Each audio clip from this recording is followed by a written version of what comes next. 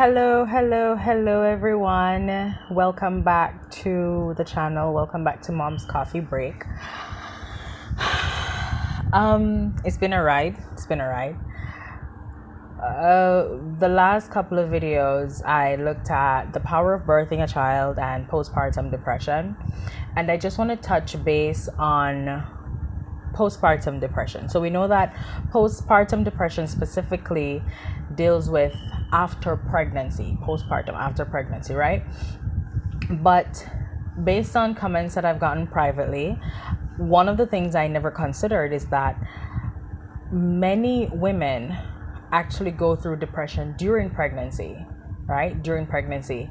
So this might, from what I've read and what I've learned, this is actually due to the hormonal imbalances in our body. Our body will change, and these things will affect a particular response.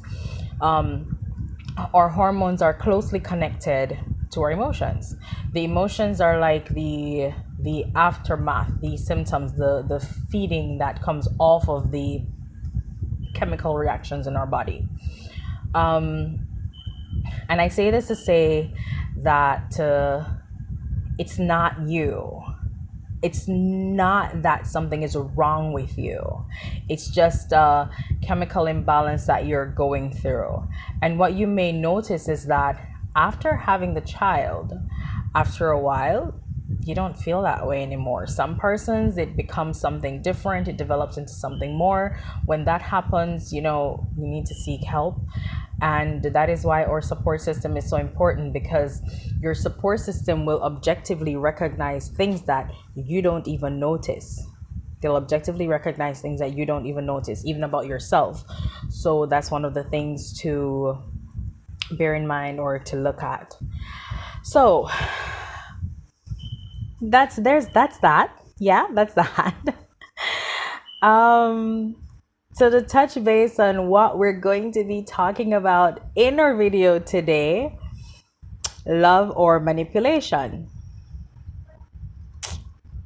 This one, because everything that I'm doing here, I'm mostly taking from my experiences. So yeah, one of the things that I really want to emphasize is that there's no such thing as a unique problem.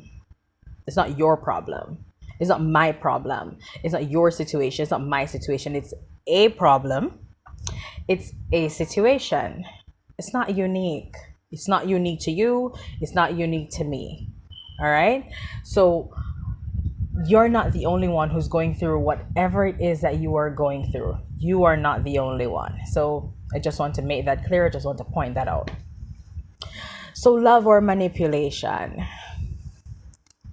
So firstly, I want to touch base on, love. What do we know it to be? Many persons have the basic definition down, where it's a strong feeling or connection or some intensity towards something or someone. Now that's by the basic definition that you can come up with or that we can think of. But I would say that love is defined according to an individual. It's defined according to how someone desires to be loved. It's defined according to the person and their traits and their character. It's not confined to a definition. I don't think anyone can truly narrow it down per se. But there is one particular person that we all know about, Gary Chapman, who wrote the 5 love languages. He wrote the 5 love languages of everything, right? Single, marriage couple, teens, children, the whole 9 yards. But this specific one about the 5 love languages, and I like this analogy because it focuses on basically defining love, on how to characterize and give it that power, that strength that it requires or it needs, right? So what is love? I would say it is by definition according to your love language. It's by definition according to who you are, what you like, what you prefer, how do you feel loved. That is love for you. That's what I would say. Now, according to Mr. Chapman, we have five love languages. We have words of affirmation, quality time, acts of service, receiving gifts, and physical touch. Now, everyone has, because even if you think about yourself, because I'm thinking about myself, right? I'm thinking about myself, and I can say that I go for all five. But the thing about it is that you always have one that is more than the others, or they're according to a ranking system, right? So, um, if you are a person who likes to spend time with the person, you think that the time is important, you think that I must apologize if you are hearing a sound in my background. Apparently, the guys in the community decide to come out and do their band's practice at this time of the morning. All right, so back to what I'm saying. So, if you are a person where quality time is concerned, if you are a person who decides that you like to spend time with a person, you like to go out with a person, you like to enjoy those special moments together, then your love language is quality time. When you get that, you feel loved, you feel connected, right? If you are a person who requires physical touch, you like to know that you like holding hands, you like hugging, stuff like that. If you're a person who like acts of service, when someone does something to you, especially without you asking, it's like the biggest thing ever. It's like, oh my God, it's amazing. This person really loves me, right? If you are a person who likes words of affirmation, it's not necessarily saying words of affirmation like you have low self-esteem and the person needs to reassure you all the time about yourself. It's more like the thought, like giving the person the telling the person the things they need to hear, letting them feel loved, telling them I love you. Some persons don't need to hear I love you to know that you love them, right? So if you're in a relationship, you have some persons in relationships, they don't need for you to tell them that I love you. They don't need it because their love language may not be words of affirmation. Another one, receiving gifts. The first time I read this one, I was like, we have a lot of girls out there, a lot of men too, who love receive. Basically, in Jamaican terms, they licky licky. That is what we say. They licky licky and then greedy, right? And then one like the matrion, right? But receiving gifts is not necessarily about expensive stuff or the big thing or the Louis Vuitton bag or whatever it is that those brands are that are out there. It's sometimes just the thought behind the gift. It could be a note, it could be a text, it could be one flower, it could be anything. But the essence of the whole love language is that when you do this thing or you do these things for this person that you say you love, depending on how they want to be loved, then it means that they're going to feel loved, right? They're going to feel loved, and that is the most important thing. They're going to feel loved. Another thing that I want to touch base on, so that is as it concerns with the love languages. So these are some of the ways that you can identify your love. So how do you know what your love language is? What is it that you like? For me, it's quality time. I don't need nothing else. Spend time with me. And I'm not talking about smothering time, like I need to breathe.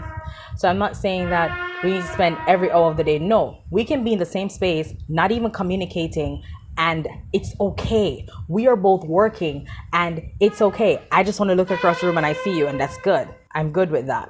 So you need to find out what your love language is, right? Another thing that I have noticed is that touching base on the different love languages is that persons tend to misrepresent, should I say misrepresent, but persons tend to love persons according to how they think they should love them, not according to how the person needs to be loved. So that is one of the important things that you have to pay attention to in relationships, right?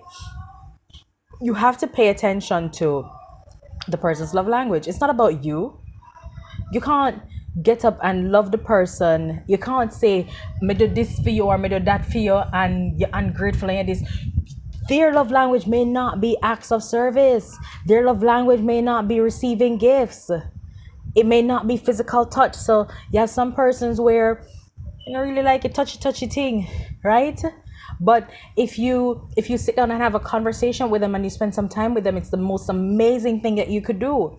So when you're going into a relationship, and as women, we tend to normally get the I don't want to say that end of the stick. We tend to get that end of the stick because a lot of us do not spend time to figure out what our love language is. You don't spend time to figure out yourself, learn about yourself, know what your love language is. Ever since I was a teenager, I knew what it was for me, but I didn't know it was my love language. I knew that.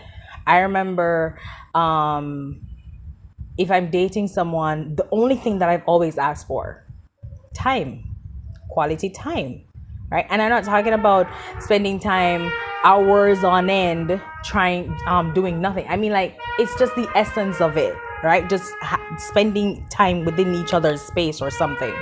So I didn't know that was my love language. I didn't know, right? But it's since I, you know, got a little older and I started learning and researching about these things, I'm like, oh, interesting. So you know exactly what it is or what it takes to make you feel loved. You know that.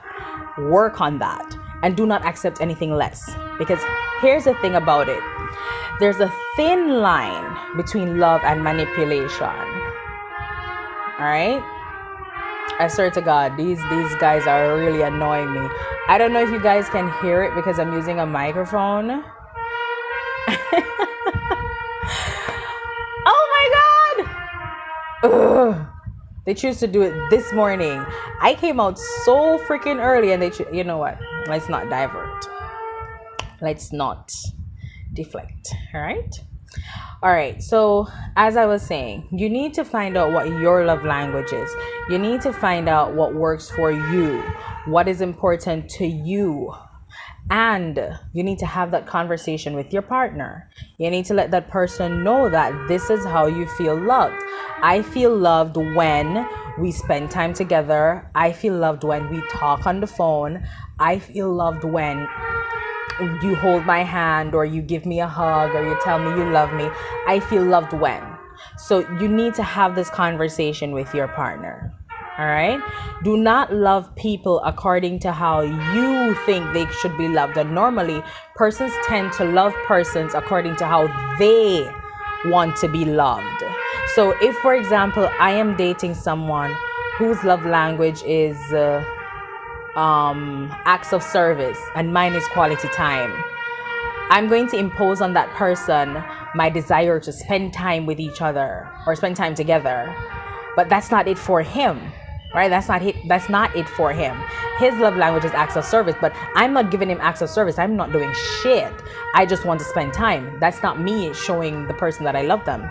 You may love them, but they need to know. They need to know. You need to show that. So that's how I would say define love. That's a long ass definition. All right. Now, the topic of our video is love or manipulation, right? So manipulation, this is like the heavy stuff, right? So this topic is just as extensive as defining love, right? So manipulation, by definition, we know that manipulation is when persons basically try to get another person to do what they want to do, even though they know the person doesn't want to do that, or that's not what the person's about. But they play on the person's emotions, insecurities, just to get them to do what it is that they want them to do. So you're manipulating the person, you're controlling, because manipulation is about control. It's about control. And a lot of persons are manipulative and they don't know that they're being manipulative. Some of them they know. Those are psychos. But a lot of persons are manipulative and they don't know that they're being manipulative. Right? So what are some of the things to look out for when it comes to manipulation? And don't worry, I'm just doing a rough background thingy here, and then I'm going to dive right into my experiences with these things, okay? So the common things that we'll find, common things, because the first thing that they have to do is to identify your weak spot, identify what it is that they need to keep poking at. They need to find that, and when they find that, they're gonna work it like crazy, right? So if they know that you're easily angered, if they know that you're easily if they know you're impatient, if they know that you tend to feel sorry for people, or you tend to get emotional, or you tend to forgive their bullshit because they start to cry and they apologize, then they're gonna keep working at it and they're gonna keep poking it and poking it. Now, we have different types of manipulation out there, right? Different types of manipulation. And one of the things that we need to bear in mind is that manipulation is not just physical, but it's also psychological, right? Psychological. So I think the worst, the physical, like, beating down on a person, that's terrible. That's bad. It really is. Honestly, I'm against domestic violence, like, by far. But I think it's purely psychological, or it's mostly psychological, because that's where it starts. Before they start hitting you, psychological, that's where it starts. So some of the things that you need to look for when it comes to psychological manipulation, and these things are pretty common: lying. And it's not like blatant lies. It's like lie by omission is still a lie.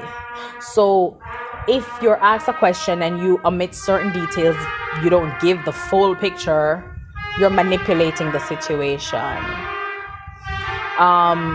Some of the other things that we need to bear in mind is like rationalization, or making the situation seem less than it really is, and making it seem like the person is blowing things out of proportion. In other words, making a mountain out of a molehill, right? In other words, is like emotional preying, like preying, emotionally preying on the person.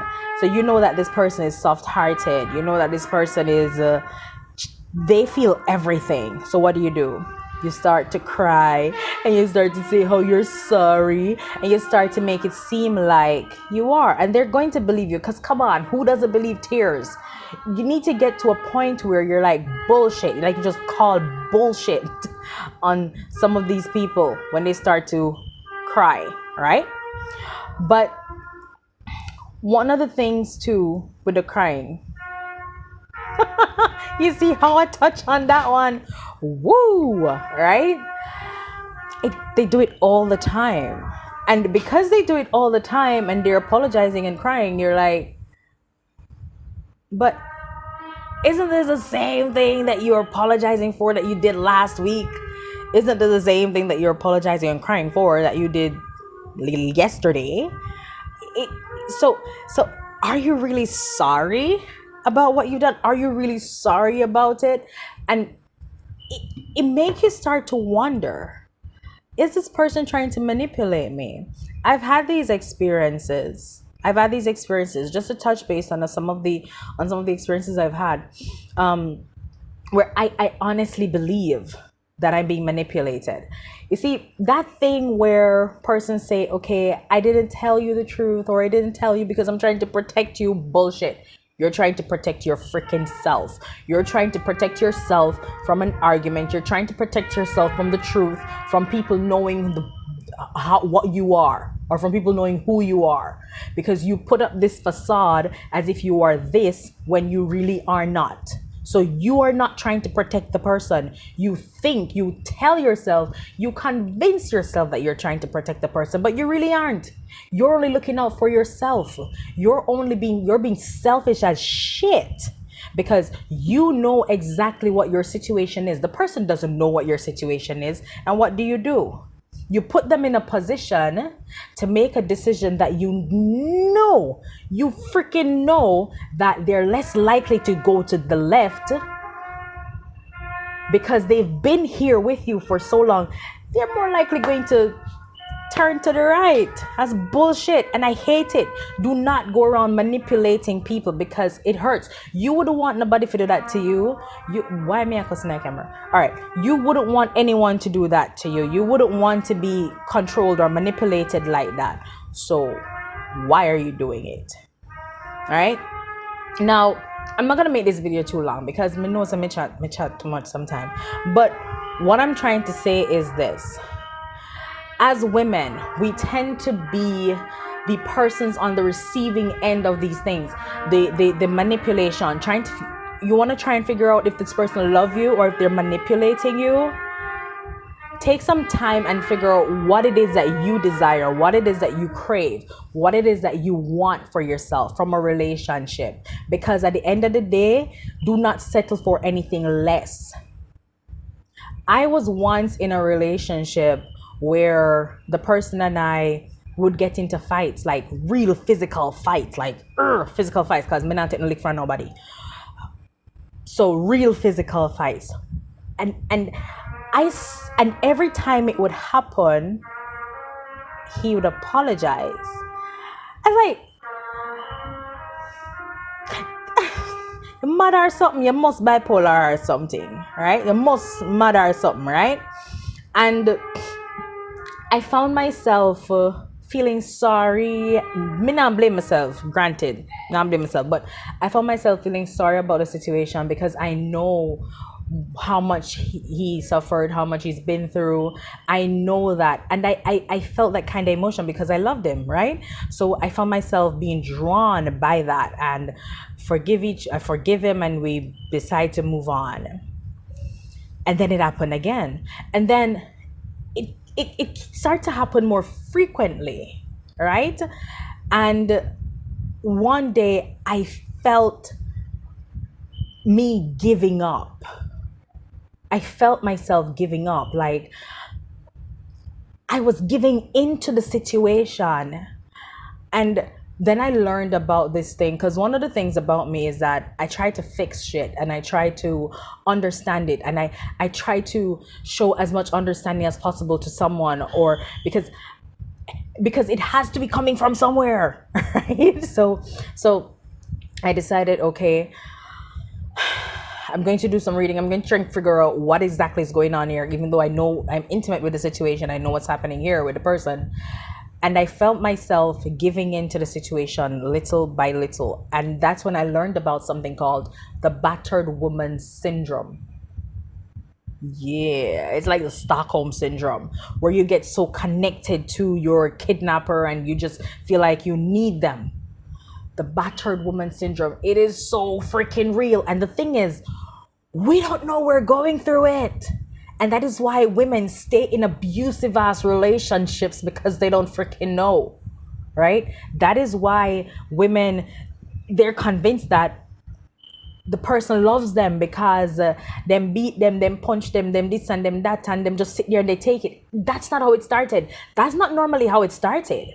Because if a woman's in a relationship and the first time that person may raise his or her hand, there's going to be a fight.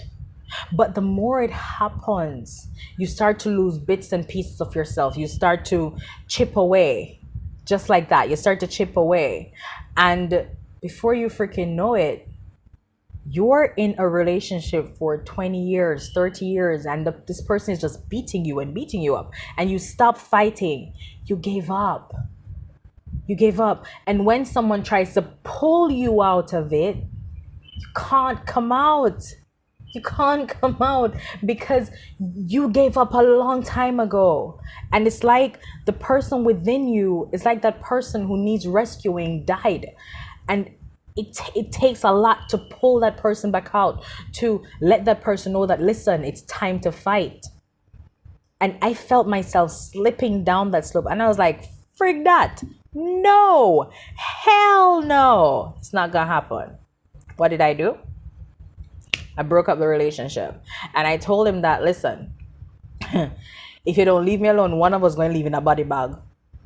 One of us going to leave in a body bag, because I swear to you, if you put your hand on me again, nah, go nice. It took a while, because I love this person. It took a while to get over it, to get past it. But that's a physical part of the situation. That's a physical manipulation. And if you're not careful, you'll think that this person loves you because they're beating down on you. And I understand. I used to hate him. I used to hold it against him and stuff like that. But I don't anymore, because I understand. I hope he doesn't do it to another woman. But I understood the situation then. I understood what he was going through, and I understood how he felt. When you keep telling someone that you love them so much to the point where you're gonna hit them, there's a freaking problem with that. There's everything wrong with that, right? So I feel like I might have to do this video in two parts, because this is getting pretty long, and I think we should cut it here, and then I continue afterwards. But the point I'm making here is that you need to know you. You need to spend some time with yourself. You need to take some time. Oh my God, it's amazing when you do. And it took me a while to get here. Take some time and focus on you. Take some time and learn how to love yourself, because when you love yourself, that's the most powerful shit on earth. Like nobody can contest that. Nobody, right? So you have to be able to identify when someone truly loves you, because if you love the person, you're not going to hurt them intentionally, because sometimes things happen. You're not going to hurt them intentionally, but when you love the person and then you ask them to forgive you for something that you may have done, you're deliberately going to make sure you don't do it again. It's just like the relationship and the love between God and David. Whenever David made a mistake and he asked for forgiveness, he never did it again. Never. That's what I learned in Sunday school. Never did it again, right? And that's the kind of love that many of us really need. That's the kind of love that we want. But until then, because it's there, it's out there, it's what you manifest, right? So, and that's a whole nother topic. But until then, you have to spend some time with yourself. You have to love you, right? You have to love you. So we're gonna do this video in two parts, because I touched base on the physical manipulation with the whole beating and the stuff like that. I need to touch on the psychological one, because this shit is real. All right, so real. So we'll be back in a minute. Yeah, I don't know why I'm doing that. But we'll be back in a minute. All right, bye.